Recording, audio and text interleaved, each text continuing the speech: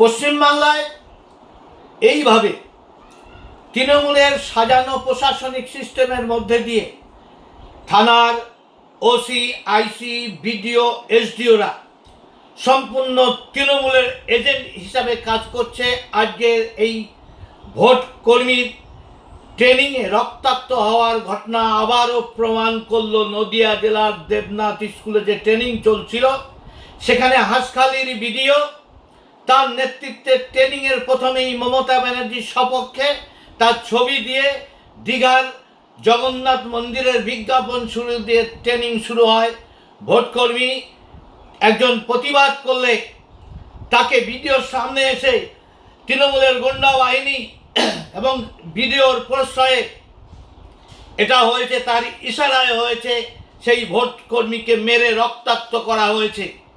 এরপরও নির্বাচন কমিশন যদি মনে করে সুস্থ অবস্থা দিয়ে এই সরকারকে গতিতে রেখে নির্বাচন করা কখনই সম্ভব না। অতীতে ওই হাঁসখালির ভিডিওই আমার লোকসভা নির্বাচনের সময় ইভিএম গায়েব করা বা টেম্পারিং করার ষড়যন্ত্র করেছিল এবং পরবর্তীকালে সে এমন মেজাজ, তিনি লাট সাহেবের মতো আচরণ করছিলেন, আমার সামনে সিগারেট ফুঁকছিলেন, এক ধমক মেরেছিলাম।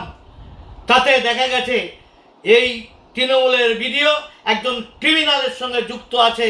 এর শাস্তি চাই এবং এর বিরুদ্ধে প্রশাসনিক পদক্ষেপ নেওয়া উচিত। নির্বাচন কমিশন কি করবে তবে বুঝবো নির্বাচন কমিশনের দম আছে, না হলে অন্য ভিডিও ভয় পাবে না।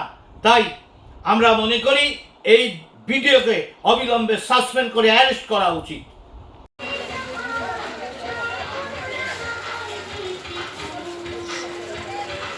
আপনার মেয়ের মতন একটু আশীর্বাদ করবে, অভয়া দিদির বিচার তিনি অনেকেই হবে।